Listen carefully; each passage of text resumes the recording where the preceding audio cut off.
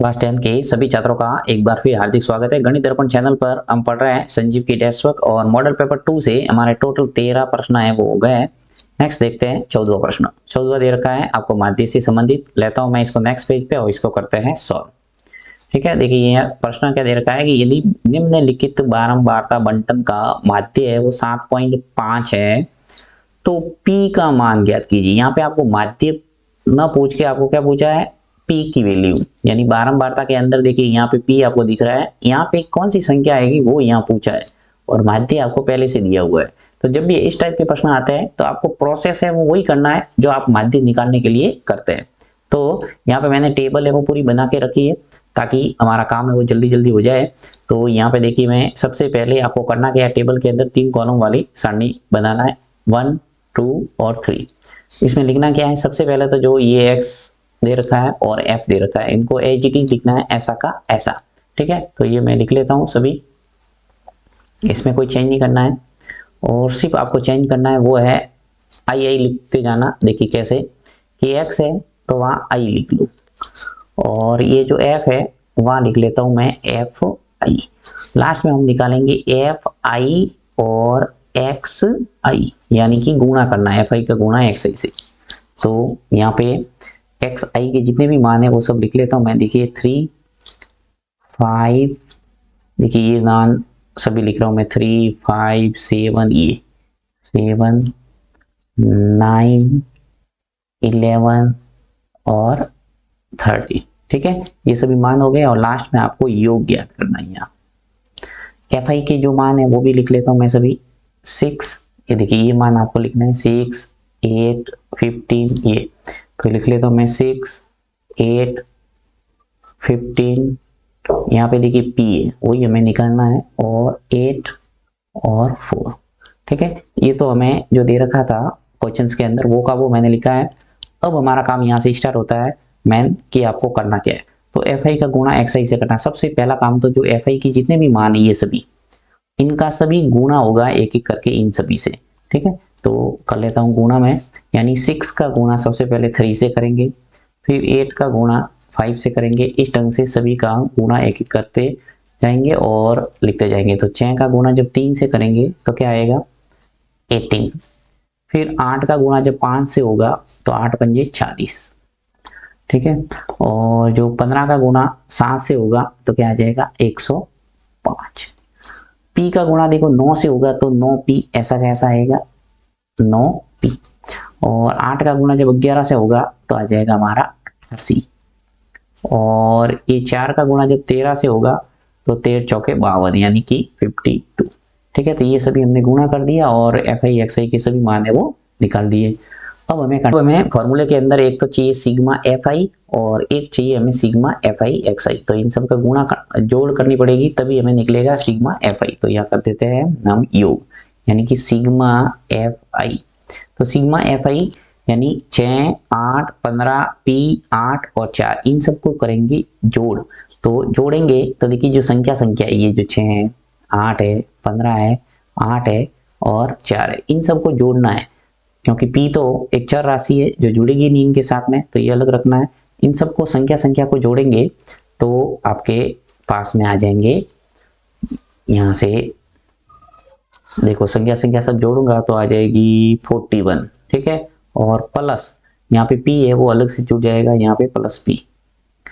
इसी प्रकार यहाँ पे करना है एफ आई और एक्स आई, इन सब का योग करो। तो यहाँ पर भी लिखूंगा सिग्मा एफ आई और एक्स आई। यहाँ पर भी संख्या सब जोड़ो, देखो 18, 40, 105, 88 और 52, इन सबको कर दो योग। तो कर देते हैं योग, इन सब का योग करेंगे तो आएगा 303। और जो P है 9P, ये ऐसा का ऐसा रहेगा क्योंकि P वाली जो राशि है वो जुड़ती नहीं है, ऐसा का ऐसा रखना है आपको 9P। ठीक है, अब हम इसको करते हैं सरल, फॉर्मूला लगा देंगे सीधा और जिससे हमारा मान है वो निकल जाएगा P का। तो चलिए मैं यहाँ पे लगा देता हूँ फॉर्मूला। देखिए समांतर माध्य का है या माध्य का है या औसत का है, एक ही बात है। तो माध्य निकालने का जो फॉर्मूला है वो लगाते हैं। माध्य बराबर होता है सिग्मा एफ आई एक्स आई बट्टा सिग्मा एफ आई। अब माध्य है वो यहाँ पहले से दिया हुआ है क्वेश्चन के अंदर, देखो माध्य है वो कितना है 7.5, ठीक है, ये 7.5 है, वो माध्य दे रखा है, तो यहाँ पे सीधा ही मैं माध्य के स्थान पर तो लिख लूंगा कितना 7.5, तो यहाँ लिख लेते हैं 7.5। फिर बराबर सिग्मा एफ आई एक्स आई, ये हमने निकाला, देखिए ये आ गया सिग्मा एफ आई एक्स आई कितना है 303 प्लस 9p, तो यहाँ लिख लो 303 प्लस 9p। फिर बट्टा सिग्मा एफ आई भी निकाल दिया हमने 41 प्लस p, तो यहाँ लिखेंगे 41 प्लस p। अब आपको p का मान निकालने के लिए करना पड़ेगा वज्र गुणन, यानी क्रॉस में गुणा, ऐसे यानी इस पूरी राशि का गुणा इससे होगा। और यहाँ पे अगर कोई नीचे होता, जैसे कोई नहीं है तो एक ले लो, एक का गुणा इस पूरे से होगा, ठीक है। तो यहाँ से हम वज्र गुणन करते हैं, आपको आता होगा वैसे वज्र गुणन करना, क्रॉस में मल्टीप्लाई जिसे कहते हैं छोटी क्लासों में कैची गुणा, ठीक है। तो 7.5 का गुणा करना है इससे, तो मैं ब्रैकेट के अंदर बंद कर देता हूँ 41 प्लस p से, फिर बराबर 303 प्लस 9p। 7.5 का गुणा जब 41 से होगा तो आ जाएगा 307.5, फिर प्लस 7.5 का गुणा जब इस p से होगा तो आ जाएगा 7.5p, फिर बराबर ये जो 303 है और 9p, ये ऐसा का ऐसा। आगे इसको सॉल्व करो, और अब p का मान लाना है, तो यहाँ से सीधा ही जो 7.5p है इसको पक्षांतर कर देते हैं, और इसको भी पक्षांतर करके मैं इधर लाता हूँ, तो 307.5 में से घटाना है 303 को, फिर बराबर 9p, ये इधर ही है राइट हैंड साइड में, इसमें से हम ये घटा देते हैं 7.5p को, तो -7.5p। अब देखिए 307.5 में से 303 को घटाना है, तो घटाने का तरीका मैं थोड़ा बता देता हूँ, पॉइंट वाली संख्या है उसमें काफी जने कंफ्यूज होते हैं। तो 307.5 इसमें से घटाना 303, तो पूर्णांक के नीचे पूर्णांक लिखना है, यानी 303। अब देखो ये पॉइंट वाली संख्या नहीं है, तो पॉइंट लगा के यहाँ 0 लगा दो, जिससे आपके गलती नहीं होगी। अब 5 में से 0 गया तो 5, पॉइंट के नीचे पॉइंट, 7 में से 3 गया तो 4, अब ये पूरा 0 0 ही आएगा, देखिए, ठीक है। तो यहाँ कुल मिला के 307.5 में से 303 घटेगा तो आ जाएगा 4.5, तो इसको मैं लिख लेता हूँ यहाँ 4.5, ये आ गया हमारा 4.5।